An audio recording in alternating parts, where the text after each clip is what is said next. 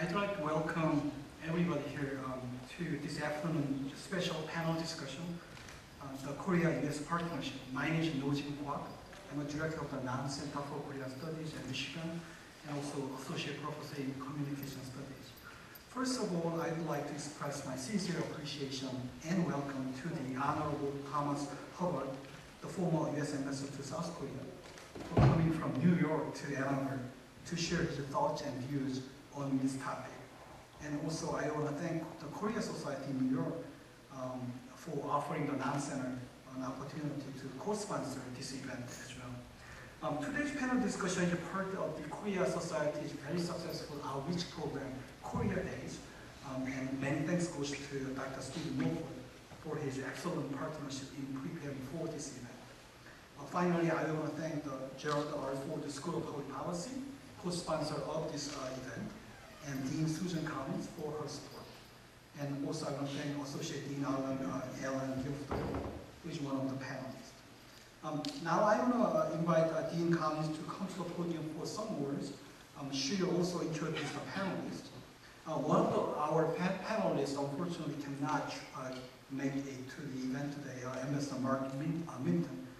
He is ill, so he was able to travel today. Dean Collins is a John and Sanford Whale Dean of Public Policy at the Gerald R. Ford School of Public Policy and a professor of public policy and economics. Before coming to Michigan, she was a professor of economics at Georgetown University and also a senior fellow with the Brookings Institution. Dr. Collins' expertise is in international economics, including issues in both macroeconomics and trade. She is recently been to East Asia and been to Korea as well, so she'll have some insights that she might share with us. Please join me welcoming the team.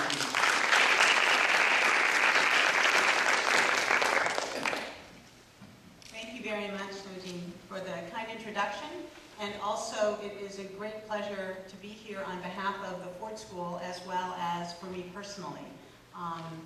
As was just mentioned, I did recently join the provost, Philip Hanlon, and a delegation on a trip to Asia. And the first visit, the first stop on that trip was in Seoul, Korea. And it was really quite interesting for many members of the delegation who had not been to Korea before, and for myself, who has been to Korea on a number of occasions and enjoys it each time to be able to spend some time with all of the quite large set of alumni and special friends of the university who are throughout the country, and many of whom came to Seoul to meet with us, and it was really quite a pleasure.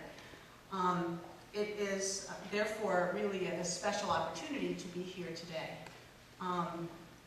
As you've heard, today is really the lead-in of a set of activities which is co-sponsored as well by the Nam Center for Korean Studies and the Korea Society and the Korean Foundation. And we are really pleased to be able to co-host an important conversation about a number of the issues that are ongoing related to Korea as well as the United States. I'm going to give relatively brief introductions of our panelists as I encourage you to read the bios which are in the program and have been made available to you. I know there are a number of interesting topics on the table, and we do want to be able to get there. So the goal of Korea Days, first of all, is to encourage economic, political, and cultural understanding of Korea throughout the University of Michigan's community and more broadly. We're very fortunate to have on our panel today a former diplomat who now heads up the Korea Society. And for those who may not know, and I suspect there are relatively few in this audience, the Korea Society is a private, non-profit, nonpartisan organization that is dedicated solely to the promotion of greater awareness, understanding, and cooperation between the people of the United States and Korea.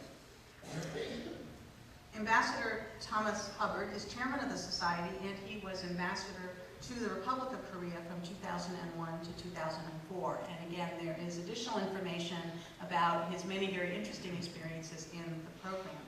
Also on the panel is my colleague and friend, Professor Alan Deardorff, who is Associate Dean at the Ford School, and his expertise is in international trade and trade policy. And our moderator today is Dr. Stephen Norford, who is Senior Vice President of the Korea Society, and will also be sharing his remarks as part of the panel in addition to his role as moderator. So the conversation today will be quite wide-ranging. We'll focus on security issues, trade issues, cultural issues. Ambassador Hubbard, we have invited to speak first, discussing political security challenges and the U.S. the U.S. Korea Free Trade Agreement. Professor Deardorff will follow with his views about the Free Trade Agreement and other related issues. And then Dr. Morfer will round things out, but he is also, again, the moderator to the panel, and so at this point I would like to turn things over to him. And so again, it is a delight to be able to co-host this event, and I thank you all for being here with us this afternoon. Thank you, and thank you to the University of Michigan, to the Board School, to the Nam Center, Professor Dojin Kwok, Ms. Jian Lee, the entire talented team there, and Associate Dean Deardorff. We're delighted to meet all of you today. We're delighted to have the opportunity for an intimate discussion among the 4 dozen of us on pressing issues. It's really a tremendous time of excitement on the Korean Peninsula.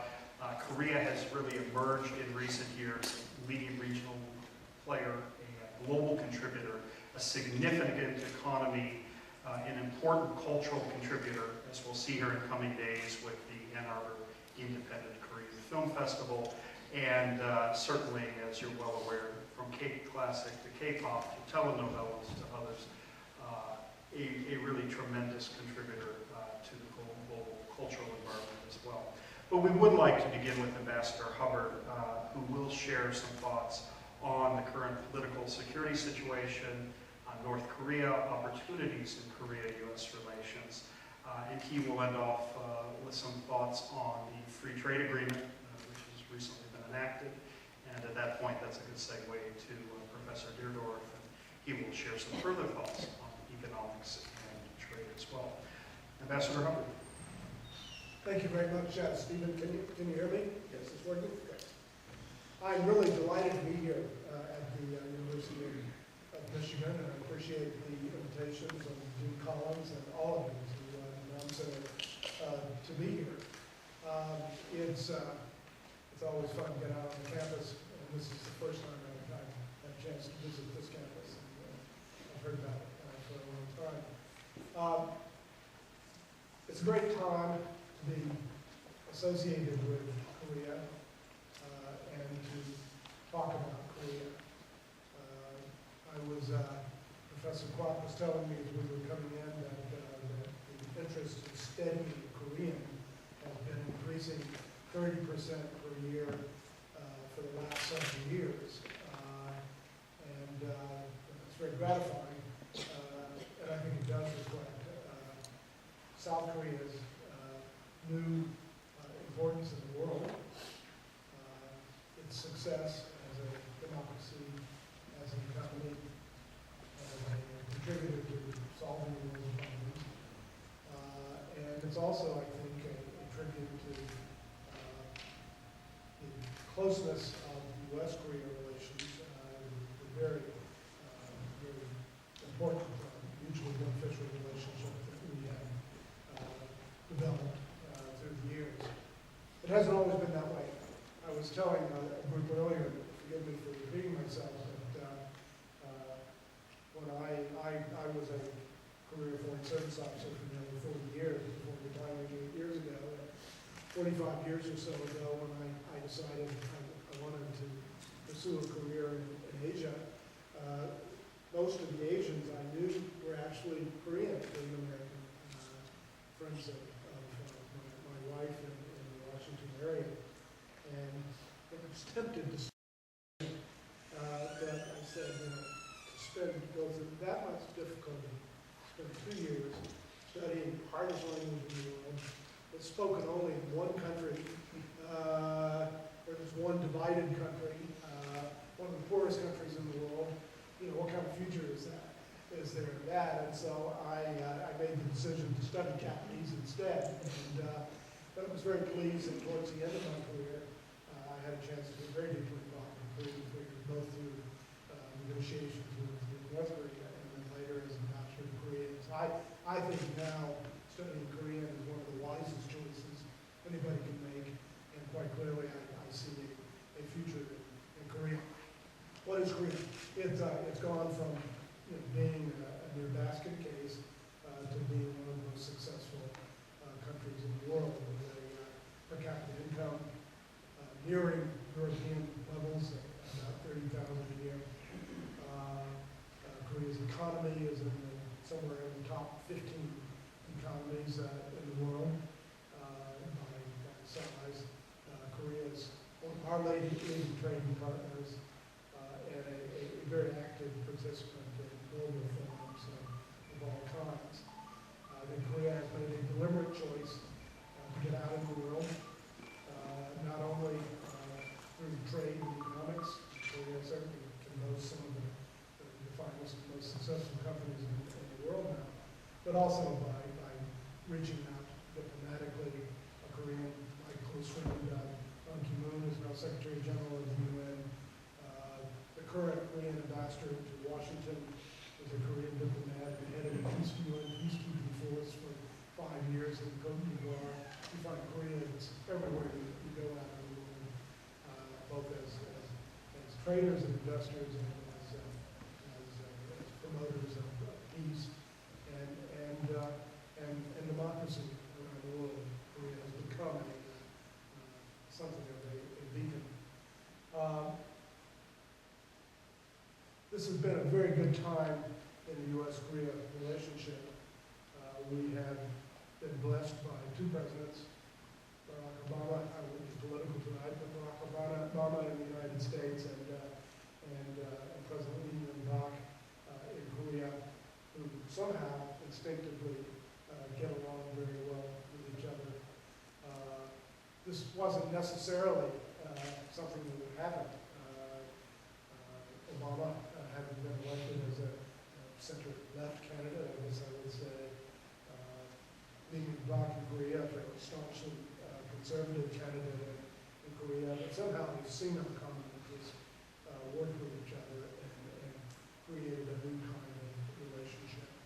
We often talk about a new strategic partnership with Korea. That is a good thing. A couple of years ago when somebody said that, some Korean editorial said, I thought we were allies, not partners. And in our lexicon, I think Korea is both a staunch ally and beyond that, going beyond Korea, perhaps a great partner strategically around the world. Most people don't realize that the Koreans provided the 3rd largest number of troops in Iraq after the U.S. and the U.K. They've been very active in Afghanistan. They have worked with us for broader security in a variety of ways. I think one of the reasons that Korea remains important to us, South Korea remains important to us, is North Korea.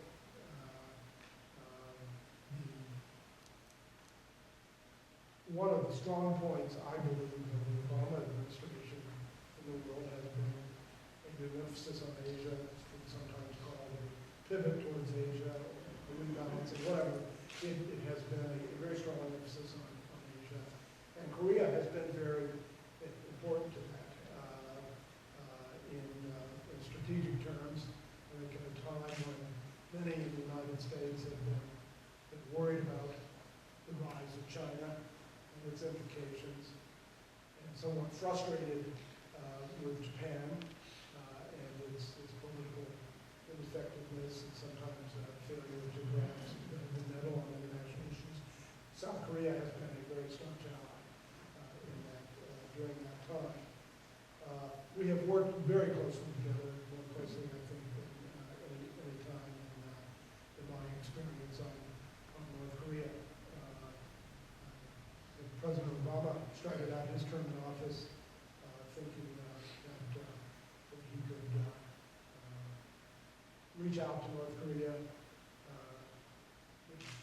build on a basis of strength with a dialogue with the North Koreans and hopefully bring about change, particularly the end of the nuclear programs that way. President Lee Myung-bak came to office from a very different perspective, thinking his 2 predecessors, both some left presidents, Kim Jong and Romy Gunn, had gone too far towards the sunshine policy, reaching out to the North. Coming from very different perspectives, we have wound up in pretty much the same place. And that's because the North Koreans have failed to grasp the opportunity, certainly, that the United States offered. Instead of engaging in productive dialogue, they conducted a second nuclear test, they conducted several missile tests, and then most importantly, they have attacked South Korea very directly by sinking a South Korean naval vessel and by firing on a couple of South Korean islands. So the dealing with North Korea has been very frustrating over the past 3 or 4 years. There is very little reason to hope for positive progress at this point through dialogue. And that specter of North Korea's nuclear problems still is a very serious issue, staring us in the face, and something that we're going to have to deal with. There's been a lot of publicity about sort of change in the leadership in North Korea, with a new, very young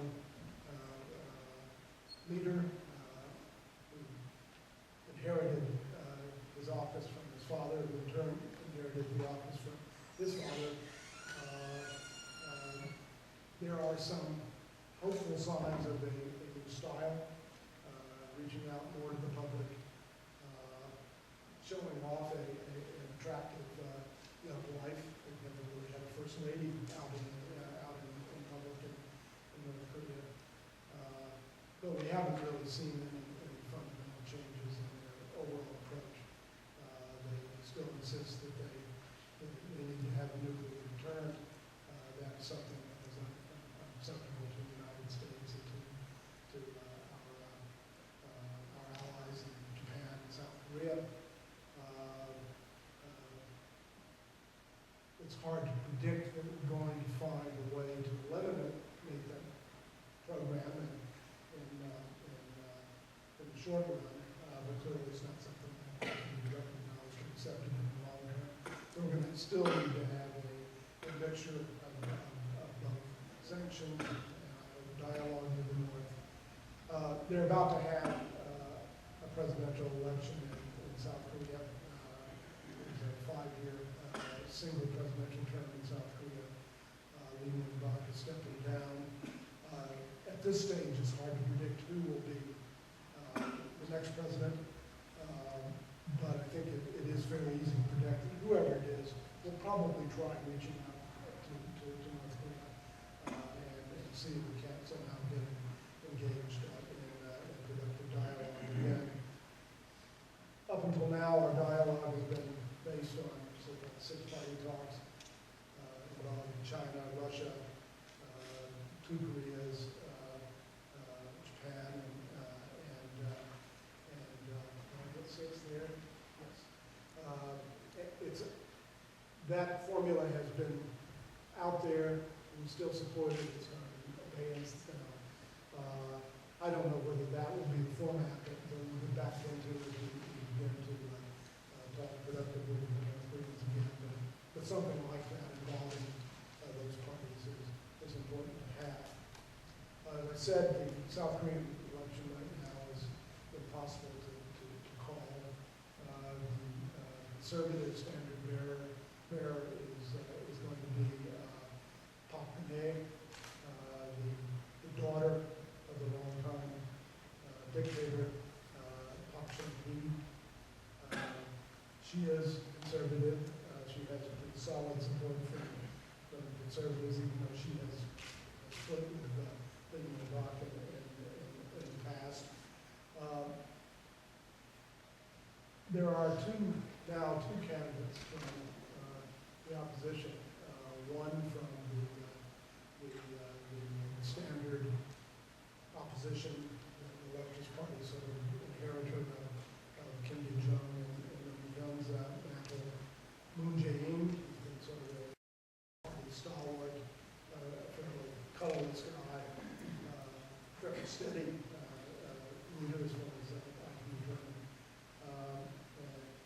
another person totally from outside the field of politics, a guy named Anshul Su, who's a medical doctor who studied electronics engineering, founded Korea's software antivirus company, made a great deal of money, has given a lot of it away, and now heads an institute at Seoul National University promoting innovation. He's a youthful person, a very fresh face.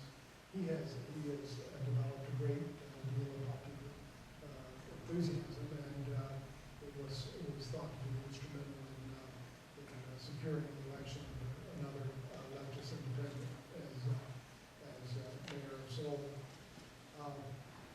If both of these center-left candidates remain in the race and run against Park Geun-hye, I believe she'd certainly win. If, however, somehow they can unite behind one or the other, and particularly if that is Anshul Su, I think there is a good chance that a single leftist candidate could win this election. The body politic is still very evenly divided.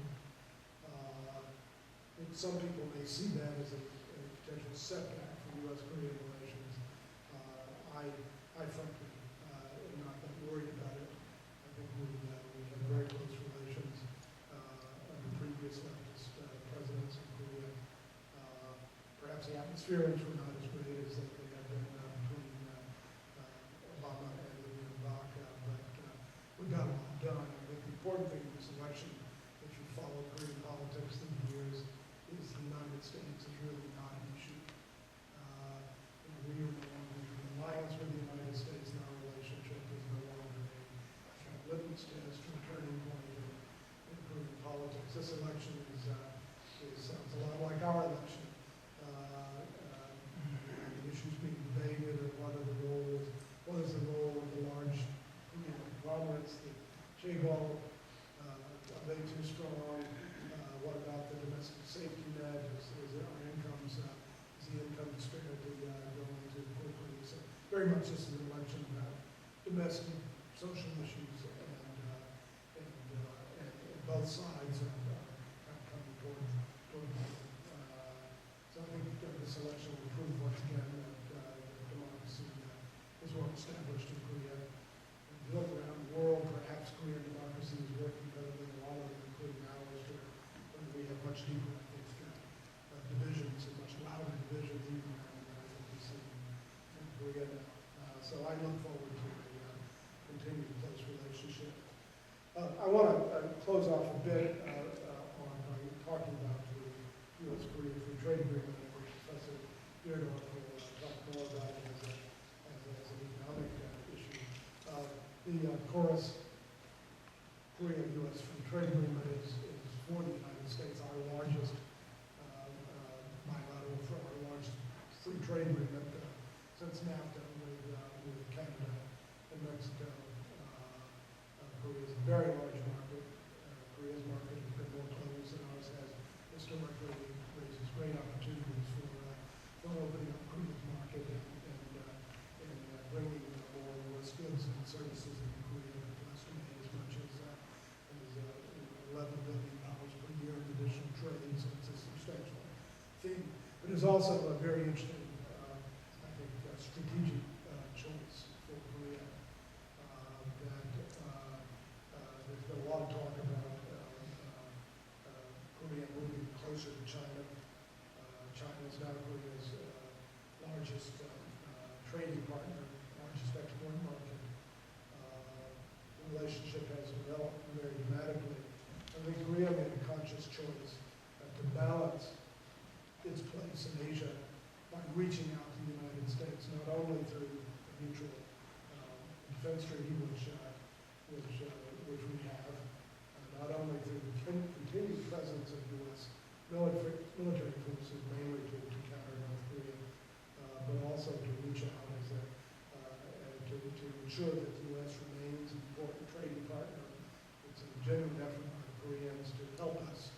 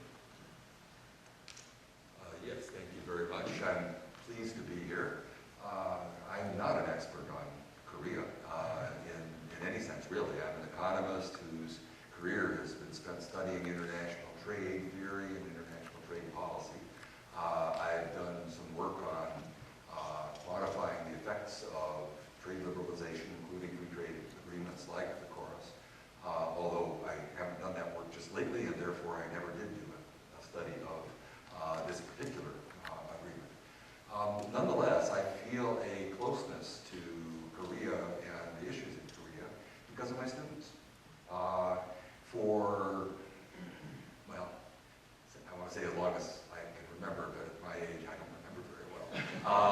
But anyway, for a long time, I've had Korean students mainly in the PhD program in the economics program. Well, I've undoubtedly had them as undergrads as well, and in the policy school, but of course one gets to know one's PhD students much better.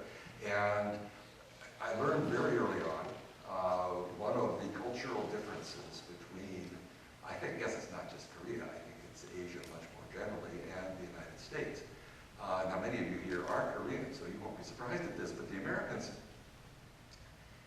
Koreans respect their teachers. Indeed, their respect for their teachers is so strong that I was continually surprised by the things that the respect that they showed me, and then the hospitality they showed me when I would visit Korea.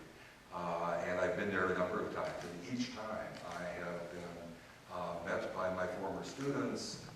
The first one, actually, I saw him again in June this year and realized, he mentioned it, he's 60 years old.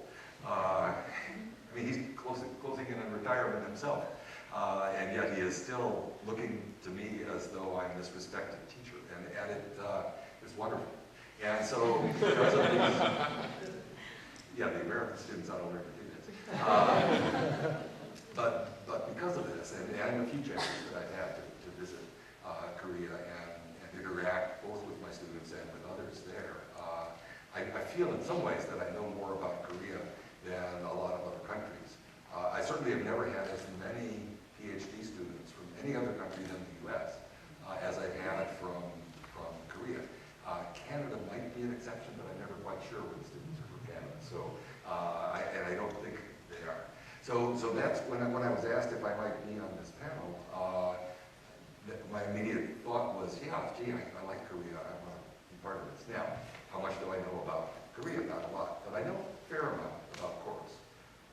The Korea-U.S. Free Trade Agreement is indeed the most important one the United States has since the NAFTA, since the North American Free Trade Agreement.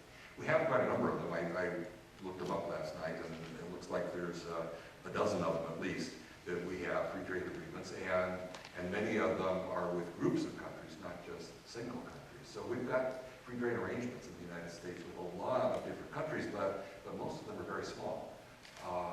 The exceptions to smallness are Canada and Mexico nearby, and then Korea. I think all of the others are very small countries for whom our reason for having these arrangements with them often has less to do with the economics for us, because they just won't make that big difference, and more to do with political factors that are important in different parts of the world. But for Korea, although the political relationship is, of course, very important to the United States, so is the economic relationship. And this free trade agreement is one that is, in fact, going to stimulate trade in both directions, of course, by a great deal. And it's going to have very positive effects on net overall for both economies. It's customary for studies of these things to say that they will increase GDP by some number of dollars. One of the numbers I said that for Korea it was going to increase GDP by, I don't know why it said this, a maximum of 5.66%, 5.67 over 10 years. Okay, they don't know that stuff. But that it's going to have positive effects, I think we do know. We know that very surely on the well-being of the people in both countries by and large. But of course, it's also going to have negative effects. And that's one of the economists try not to ignore, because the people that are adversely affected by these agreements certainly don't ignore those effects. And some of those adverse effects were reasons behind the rather peculiar history of this particular agreement. As I understand it, the talks to develop this agreement started in June of 2006, which would be after you were ambassador there, I believe. The talks went on for just a little bit over a year, and the agreement was signed on the end of June in 2007. Now that's more than 5 years ago. Okay, that's something that was already mentioned. The thing went into effect only this year, this spring, I think on March 15th. So what happened? Well, as I say, there are some adverse effects to be expected from an agreement of this this sort. And when the countries are as big as these two are, you can be pretty sure that some of the exports you can expect from one country to the other are going to be painful for those that have to compete with them in the other country. And this is going to apply in both directions. And so there wasn't by any means unanimous support for this agreement, certainly in the United States. And I don't know as much about Korea, but I would guess that there were groups there that were very concerned about it, and probably very much still are. So that slowed the process down. They had signed the agreement. This was signed, you'll notice, under George W. Bush as president in the United States, at a time when, I'm not top of the politics, but I think he had a fair amount of control in Congress at that point. But he didn't get it approved in the U.S. Congress. The Democratic Party, not his party, tends to be more skeptical of trade arrangements of this sort, always have been. And so I think it was their concerns in part that prevented it from being even taken to a vote in Congress. And the big concern in the United States, one that's very important for us here in Michigan, is the auto companies. That was the concern. Korea, as we've all learned just looking around the streets, if you didn't know it before, has become a really world-class producer of automobiles and exporter of automobiles. So the U.S. car companies and the workers in those companies and the UAW were very concerned about the competition that was going to be brought to the American shores by a free trade agreement with Korea. Now, interestingly, the trade barriers that we have and that were going to be removed by this free trade agreement in that sector, for most of it, are really pretty small. Our tariff on cars is just 2.5%. Okay, that's far less than the sales tax here in Michigan. So tacking that on to the price of the car, that was done before, removing that tariff, surely was not going to have a huge effect on the imports of cars from Korea. But our tariff on trucks is 25%. That's big. Now, how many trucks do you see from Korea around the streets of Ann Arbor? I would guess none. And I'm sure you see plenty of Korean trucks in Korea. I'm sure they're just as capable of making trucks as they are cars. So there is quite properly considerable concern that when that 25% tariff is removed, as it was to be done fairly quickly under the original agreement that was signed in 2007, it was reasonable to expect that there was going to be some difficulty in the industry competing with that here in the United States. And it was those concerns, I think, that put off this ever going to Congress for approval for quite a number of years. When Obama came in as president in the United States, he doesn't really have a reputation as being a rabid free trader, honestly. He said some very skeptical things about the North American Free Trade Agreement when he was running for president. In fact, he and Hillary Clinton seemed to be both trying to outdo each other and saying that they were going to renegotiate the NAFTA. Thankfully, I've never heard anything about it since they both went into power. But one wouldn't have expected that he would necessarily push forward on this agreement, but he did. And I would imagine that he did it much more for political reasons, such as you spoke of, than for economic reasons, but he did.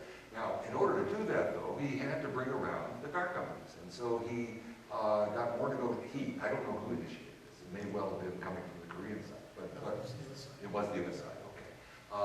But they got into some more negotiations, and they negotiated new agreements and I don't know whether it fits into the chorus or if it's a separate agreement or formally how that works, but they concluded new agreements on market access. But in this case, what that meant was to slow down and reduce the market access, I believe to some extent in both directions, but especially on cars coming into the U.S. from Korea. As I understand it, thankfully, they did not decide not to remove the tariffs. They just decided to remove them much more slowly than they had originally proposed. So we are going to go down to free trade in cars and trucks, but the staging of the reductions is going to be slower so as to give, we hope, Americans, the U.S. companies more time to adjust. Now, there were a number of other changes, but as from what I read, they are much smaller changes, things involving pharmaceutical patents, U.S. pork exports. Apparently, we were trying to get more pork into, this is the actual kind of pork you eat, not the political pork, into Korea. Some issues of visas into the U.S., but I don't know what was involved in all of those things, but my understanding is that that was fairly small. As I understand it, we did not get some other things that we were looking for, that we Americans were looking for, on exports of beef, for example, to Korea, I believe.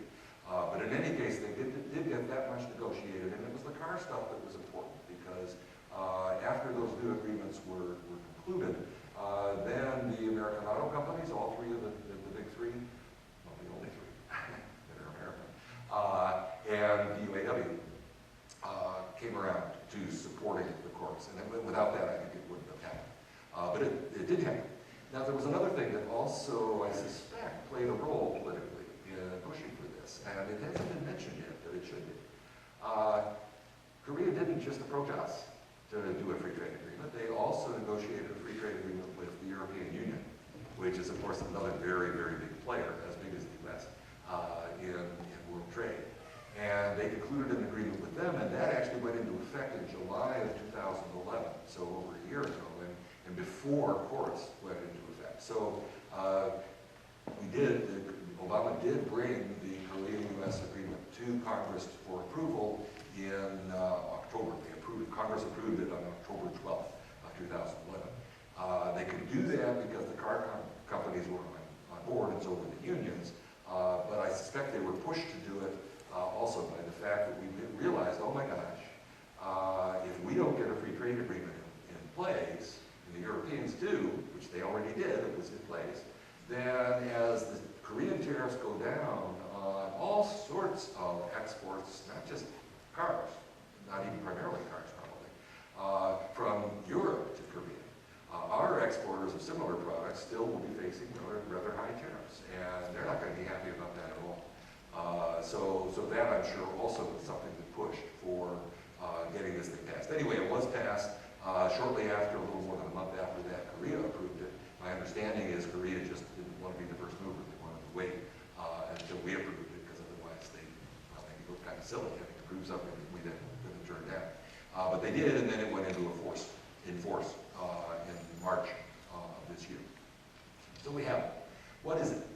Well, a free trade agreement in general is an arrangement where a pair or sometimes a group of countries that have tariffs, taxes on imports, that they levy against exports from foreign countries. They have those. They agree to get rid of them, essentially completely, on the trade with each other. That's what KORUS is at its heart. It's an agreement to get rid completely of almost all the tariffs on the trade with each other. Okay? It's not necessarily a very balanced thing. Korea's tariffs were considerably higher than U.S. tariffs were when we did this. And so Korea was lowering its tariffs quite a bit more than we were. We were both going down to zero, but we weren't quite as high on a number of things. But that's what it is at its core. Now, these agreements, as they've been negotiated in the last few decades, starting with that, with NAFTA, have included a lot more than just getting rid of the tariffs on trade in goods. And KORUS is no exception. There has been, well, for one thing, reducing the barriers and getting rid of some of the barriers on trade in agriculture. Now, this is goods again, but agricultural goods are much more sensitive in, I suspect, most countries of the world. Maybe Singapore and Hong Kong are the two exceptions. But places that actually have farmers, the farmers have a lot of political power. And that's certainly true here in the U.S., and I believe it's very true in Korea as well. So it's much, much harder to get agreement on opening up markets to foreign exports of agricultural products that are going to displace not just workers from factories who might move into a different factory, but farmers from their land. And so the fact that they were able to get, at least what I read, was almost 2/3 of agricultural products by value are going to be duty-free, already are duty-free from the start since last March. But undoubtedly, and I didn't see specific details on this, but there are products which I'm sure are not totally freely traded. I presume, although I didn't see it mentioned in what I looked up last night, rice, very sensitive product in not just Korea but other Asian countries. And we're huge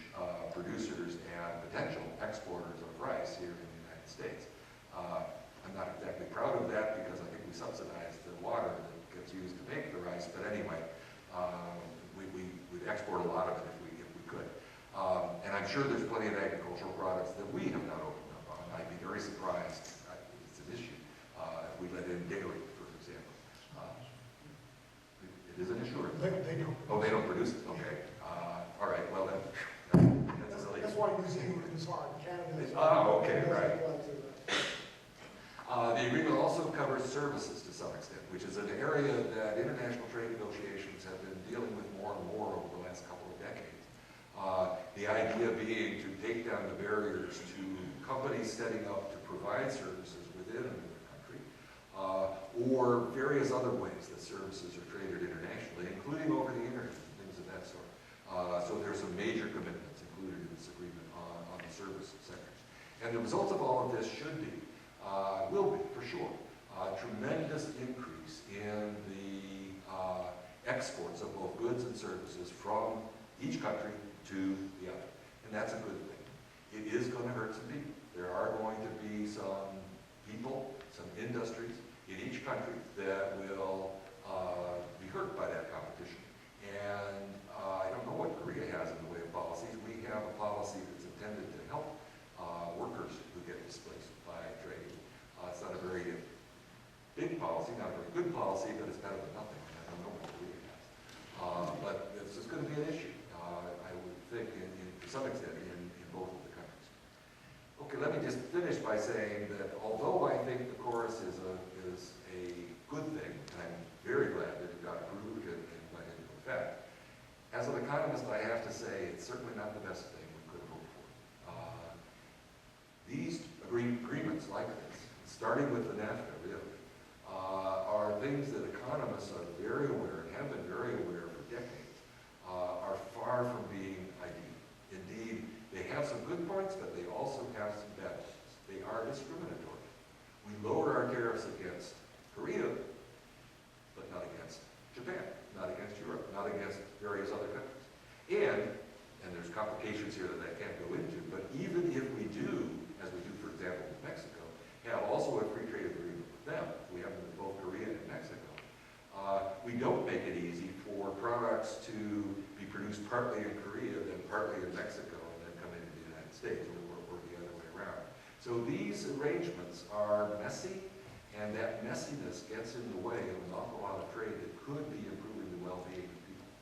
What we would much prefer, we economists, and really the whole trade community, I think, would much prefer, would be arrangements that would bring down the barriers to trade, what we call multilateral, and that is against all of the other countries that we trade with. And that's what we did do for a number of decades after World War II. Vast improvements in the world economy were due to negotiations in which the major countries of the world lowered all of their barriers to trade against all the other countries, or at least the major countries that were part of these negotiations in the world. That all kind of came to a stop in the mid-1990s with the last round of these negotiations. In fact, it's the round that created the World Trade Organization. The attempt to do that again, and there has been such an attempt, starting in 2001, a new round of negotiations. That round has been stumbling along and not making any progress for now over 11 years. And it looks now like it's not going to work, which is why so many countries have been doing what we've been doing with Korea, negotiating these smaller deals that just involve one or a small number of other countries. That seems to be the only choice now. I don't see any promise for multilateral liberalization moving ahead in the world, much as I wish that it would. And therefore, the only route to opening up markets and allowing the people of the world to gain, as I believe, and I can argue I can show, they will, from freer trade, the only route to doing that is through arrangements of this sort. To have such an arrangement led by two such important countries as the United States and Korea is a wonderful thing.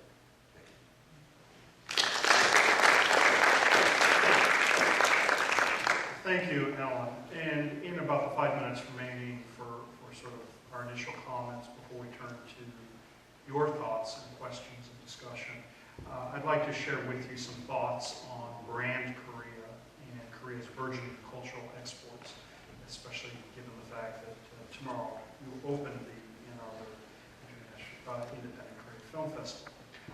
Ambassador Mark Minton, who sends his regards, often refers to this last decade as a very special period of Korea's cultural flowering. And I like that expression very much. In terms of the popular imagination, it has indeed been a special time. And I think we can understand that cultural opening, that boom, as a follow-on to a few things. One, in general, as a way for Korea's, a next step in Korea's tremendous political, economic, and social growth is something of a follow-on. Secondly, as something of a foundation built in response to earlier the times of authoritarianism, and with democratization and with economic success, some artistic and cultural growth, similar in some ways to La Movida in Spain, casting off the old system. Thirdly, at times in part, and at times in reaction to the economic rush, which has been heady and which causes a tremendous, both pride and a tremendous level of angst within Korean society. And fourthly, is an important facet of Korea's globalization. Korea, as many of you know, visited or worked there, is a truly global place right now. A week ago Friday, we had a discussion on the remarkable rise of Seoul as a financial transaction center. In 2009, Seoul was 53rd worldwide. By 2010, 35th. And in March of this year, was number 9. So this tremendous, tremendous growth of Korea, and in this particular case, Seoul, as a center, as a hub. Which leads me to want to discuss for just a second the idea of a brand Korea. It's an initiative that dates back really about a decade. It began in the early 2000s. And the aim was to elevate Korea, its reputation, its commercial brands, its technology, and an awareness of it, both among foreign populations and in particular among the Korean diaspora. It was executive-driven. It was a priority of both of the past 2 administrations. It was legislative, and it was also cross-ministerial. There was a lot of commitment, really across government in this direction. And on this, I'll be very brief, and I'll just highlight a few things. One is that Korea had put into place, after its democratic transition and after the end of the Cold War, an entity called the Korea Foundation, one of our sponsors here today, which was charged with spreading information on Korea, but really in the last decade has emerged as a very powerful force in pushing the idea of a global Korea and in addressing issues like Korea as a middle-level diplomatic power. Secondly, specific brand focus that was ordered by former President Roh and his trade and commerce offices to grow Korean consumer brands. And that has received added impetus under President Lee. And the idea there is to grow the quality brands and to try to figure some of those within the top 30 global brands. And here it's very obvious. Think Samsung, LG, Hyundai, and the equation of Korea with quality. Thirdly, efforts by the Ministry of Foreign Affairs and Trade to grow Korea's regional profile and to set aside animosities. Some of what's currently going on may seem like an exception to that, but to really push Korea as a regional leader and as a global leader. When you think about Seoul's hosting of the G20 summit in 2010, the Nuclear Security Summit this year, those are examples of that. To enhance its global participation, Ambassador Hubbard mentioned this in the context of peacekeeping, to explain Korea more clearly, and to foster support, again, among the expatriate community, to try to mobilize Koreans living abroad, to take pride in, and perhaps over time to become more of an economic and political force for Korea. Fourthly, a dedication of resources to the IT sector, growing Korea as a regional IT hub, and with support for everything from smart TV to animation. Fifth, the formation under President Lee of a National Commission on Nation Branding. Now add to that really the very heady mix of extremely skilled filmmakers who have taken awards at numerous festivals. Kim Ki-duk has just taken the Golden Lion at Venice for his film Pieta. the popularity of Korean telenovelas across the region and globally, across Africa, across Latin America. The explosion from Girls' Generation to Psy and his 350 million YouTube views, as well as the many more parodies and live performances, etc. The keen interest in the Korean culinary scene has been a priority of this First Lady of Korea, but here in the United States, a very successful PBS series with Marsha von Richten, a chef and a Korean American. The growing popularity of language study at the so-called Sejong Institutes, at universities, at societies like the Korea Society. And then really, to close out, just two final points. One, there are entities, really there's a singular entity in the Korea Society, which presents national programs like these, which services some 10,000 patrons a year on programs that address policy or corporate or cultural affairs. We've just finished with the Museum of Modern Art 10 days of contemporary Korean film to what really amazed us, an astounding 6,525 patrons over the course of 10 days, which brings our totals to close to 13,000 viewers in 3 years. Really a testimonial to the strength of our Korean directors. And you'll see some of that in the next few days, because events like the Ann Arbor Korean Independent Film Festival really are hugely, hugely significant. And lastly, let me go back to a point that was alluded to by Ambassador Hubbard in terms of the idea of leadership roles of Koreans nationally and internationally. Certainly, they have had a follow-on, a very positive reinforcement of this cultural flowering or cultural explosion. They provided a very strong underpinning and ways forward, whether it is the Secretary General, Justice Song, the President of the ICJ, the emergence of prominent Korean Americans, such as World Bank President Jim Kim, just examples of Koreans in leadership roles. Thank you so much for wonderful questions covering diverse topics. I think we have a really stimulating conversation. Great opening remarks, and also we have a very good Q&A session. Please join me in thanking Ambassador and other panelists for informative and